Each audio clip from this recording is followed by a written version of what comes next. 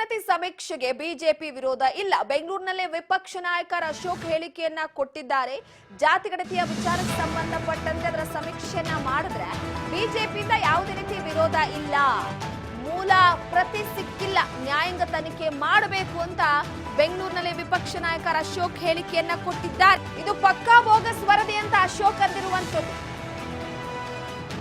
ಮೂಲ ಪ್ರತಿ ಸಿಕ್ಕಿಲ್ಲ, ನ್ಯಾಯಾಂಗ ತನಿಖೆ ಮಾಡಬೇಕು, 165 ಕೋಟಿ ರೂಪಾಯಿ ಹಣ ಎಲ್ಲಿ ಹೋಯಿತು ಎಂಬುದನ್ನ ಸರ್ಕಾರ ಹೇಳಬೇಕು. ಸಿದ್ದರಾಮಯ್ಯನವರ ಮನೆಯಲ್ಲಿ ಸಿದ್ಧವಾಗಿರುವ ವರದಿ ಇದು ಪಕ್ಕಾ ಬೋಗಸ್ ವರದಿ ಅಂತ ಅಶೋಕ್ ವಾಗ್ದಾಳಿಯನ್ನು ನಡೆಸಿದ್ದಾರೆ. ಸದ್ಯಕ್ಕೆ ಜಾತಿ ಗಣತಿಯ ವಿಚಾರಕ್ಕೆ ಸಂಬಂಧಪಟ್ಟಂತೆ ಬಿಜೆಪಿ ಮೊದಲಿನಿಂದಲೂ ಕೂಡ ಇದನ್ನ ವಿರೋಧಿಸಿಕೊಂಡು ಬರ್ತಾ ಇರುವಂತದ್ದು. ಜಾತಿ ಗಣತಿ ವಿಚಾರಕ್ಕೆ ಸಂಬಂಧಪಟ್ಟಂತೆ ಕೋಟಿ ಕೋಟಿ ಖರ್ಚು ಮಾಡಲಾಗಿದೆ, ಹಣ ಎಲ್ಲೋಯ್ತು.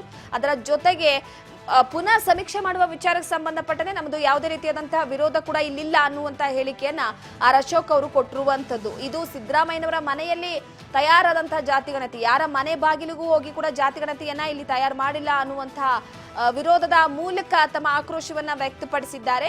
ಮತ್ತೆ ಇದರ ವಿಚಾರಕ್ಕೆ ಸಂಬಂಧಪಟ್ಟಂತೆ ಅಂದ್ರೆ ಸಮೀಕ್ಷೆ ವಿಚಾರಕ್ಕೆ ಸಂಬಂಧಪಟ್ಟಂತೆ ಮಾಡ್ಲಿ, ಒಂದು 3 ತಿಂಗಳು ಟೈಮ್ ತಗೊಂಡು, ಆದ್ರೆ ಹೊಸದಾಗಿ ಮಾಡ್ಲಿ, ಹಳೆಯ ಜಾತಿ ಗಣತಿ ವಿಚಾರಕ್ಕೆ ಸಂಬಂಧಪಟ್ಟಂತೆ ನಾವು ಒಪ್ಕೊಳ್ಳಲ್ಲ ಅನ್ನುವಂತಹ ಹೇಳಿಕೆಯನ್ನ ಈಗ ಸದ್ಯದ ಮಟ್ಟಿಗೆ ಅಶೋಕ್ ಅವರು ಕೊಟ್ಟಿರುವಂತ.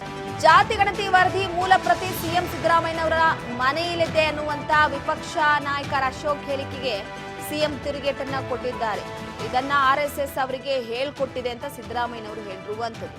ಸಂಪುಟ ಸಭೆಯಲ್ಲಿ ಜಾತಿ ಗಣತಿ ವರದಿಗೆ ಯಾರು ಕೂಡ ವಿರೋಧಿಸಿಲ್ಲ. ಅದರ ಜೊತೆಗೆ ಯಾವತ್ತೂ ಕೂಡ ಸತ್ಯ ಹೇಳಿದ್ದಾರೆ. ಸುಳ್ಳನ್ನೇ ಸತ್ಯ ಮಾಡುವುದು, ಸತ್ಯವನ್ನೇ ಸುಳ್ಳು ಮಾಡುವುದೇ ಇವರ ಕೆಲಸ. ಸುಳ್ಳು ಹೇಳುವುದು ಬಿಜೆಪಿ ಮತ್ತು ಅಶೋಕ್ ಅವರ ಕೆಲಸ. ಇದನ್ನ RSS ಅವರೇ ಕಲಿಸ್ಕೊಟ್ಟಿದ್ದಾರೆ ಅಂತ ಸಿದ್ದರಾಮಯ್ಯನವರು ಹೇಳಿಕೆಯನ್ನ ಕೊಟ್ಟಿದ್ದಾರೆ.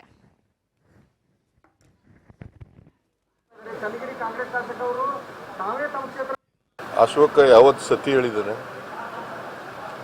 ಬರೀ ಸುಳ್ಳೇ ಹೇಳೋದು. ಮೂಲಪ್ರತಿ ನಮ್ಮ ಹತ್ರ ಇರಕ್ಕೆ ಯಾಕೆ ಸಾಧ್ಯ ಆಗುತ್ತೆ? ಮೊನ್ನೆ ಕ್ಯಾಬಿನೆಟ್ ಮೀಟಿಂಗ್ ನಲ್ಲೇನೆ ಮಾಹಿತಿ ಹೆಂಗೆ ಎಲ್ಲಿ ಊಹೆ ಮೇಲೆ ಮಾಹಿತಿನ ನನಗೆ ಯಾವ ಪತ್ರನೂ ಬರೆದಿಲ್ಲ ರಾಹುಲ್ ಗಾಂಧಿ. ಆದರೆ ರಾಹುಲ್ ಗಾಂಧಿ ಅವ್ರ ಜೊತೆ ಚರ್ಚೆ ಮಾಡಿದ್ದೀನಿ, ಪತ್ರ ಬರೆದಿಲ್ಲ. ಚರ್ಚೆ ಮಾಡಿದ್ದೀನಿ ಅಂದ್ರೆ ಏನರ್ಥ? ಚರ್ಚೆ ಮಾಡಿ ಮಣಿಸಿದ್ದೀನಿ ಅಂದ್ರೆ ಏನರ್ಥ? ಅವ್ರ ಒಪ್ಪಿಗೆ ಇಲ್ಲೇ ಮಣಿಸಕ್ಕಾಗತ್ತಾ? ಮತ್ತೆ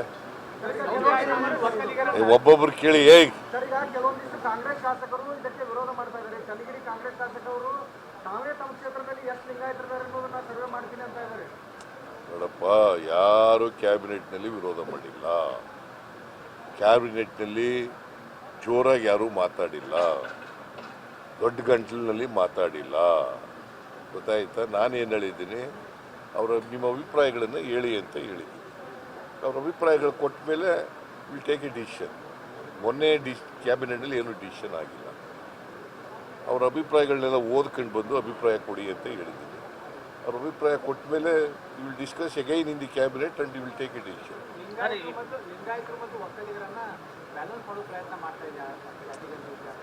ಯಾವ ಜಾತಿಗೂ ಅನ್ಯಾಯ ಆಗಬಾರ್ದು ಅನ್ನೋದು ನಮ್ಮದು. ಲಿಂಗಾಯತರಿಗೂ ಅನ್ಯಾಯ ಆಗಬಾರ್ದು, ಬ್ರಾಹ್ಮಣರಿಗೂ ಅನ್ಯಾಯ ಆಗಬಾರ್ದು, ಒಕ್ಕಲಿಗರಿಗೂ ಅನ್ಯಾಯ ಆಗಬಾರ್ದು, ಜೈನರಿಗೂ ಅನ್ಯಾಯ ಆಗಬಾರ್ದು.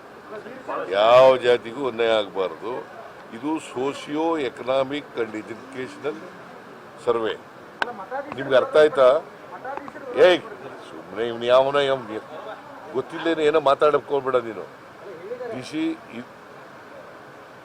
Socio economic educational survey.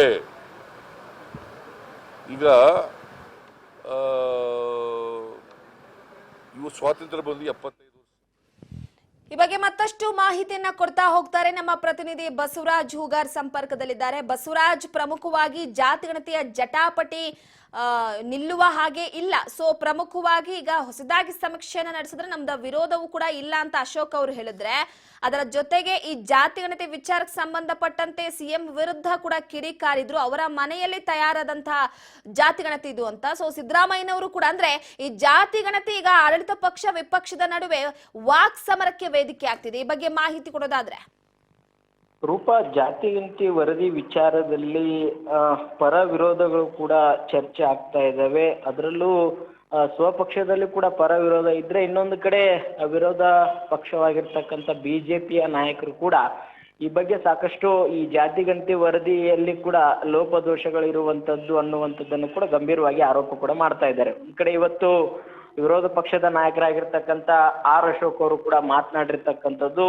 ಈಗಾಗಲೇ ಈ ಜಾತಿಗಣತಿ ವರದಿ ಏನು ಮೊನ್ನೆ ಸಚಿವ ಸಂಪುಟದಲ್ಲಿ ಒಂದು ವರದಿಯ ಪ್ರತಿಗಳನ್ನ ಏನು ಓಪನ್ ಮಾಡಿದ್ರು, ಆ ಪ್ರತಿ ಮೂಲವಾಗಿರ್ತಕ್ಕಂಥದ್ದು ಅದು CM ಸಿದ್ದರಾಮಯ್ಯನವರ ನಿವಾಸದಲ್ಲಿದೆ ಅನ್ನುವಂತಹ ರೀತಿಯಲ್ಲಿ ಆರ್ ಅಶೋಕ್ ಅವರು ಕೂಡ ಹೇಳಿರ್ತಕ್ಕಂಥದ್ದು. ಹಾಗಾಗಿ ಒಂದಿಷ್ಟು ಮೂಲ ಪ್ರತಿ ಅದನ್ನ ತೆಗೆದುಕೊಂಡು ಬಂದಿಲ್ಲ, ಆದ್ರೆ ಅಲ್ಲಿರ್ತಕ್ಕಂಥ ಮಾಹಿತಿನೇ ಬೇರೆ, CM ಸಿದ್ದರಾಮಯ್ಯನವರ ಈಗ ಹೊರಗೆ ತಂದಿರ್ತಕ್ಕಂಥ ಮಾಹಿತಿನೇ ಬೇರೆ ಅನ್ನುವಂತಹ ರೀತಿಯಲ್ಲೇ ವಿರೋಧ ಪಕ್ಷದ ನಾಯಕರಾಗಿರ್ತಕ್ಕಂಥ ಆರ್ ಅಶೋಕ್ ಅವರು ಹೇಳಿರ್ತಕ್ಕಂಥದ್ದು. ಅದಕ್ಕೆ CM ಸಿದ್ದರಾಮಯ್ಯವರು ಕೂಡ ಸಾಕಷ್ಟು ಒಂದ್ ಕಡೆ ಆರ್ ಅಶೋಕ್ ಅವರ ಹೇಳಿಕೆಗೆ ಗರಂ ಆಗಿರ್ತಕ್ಕಂಥದ್ದು.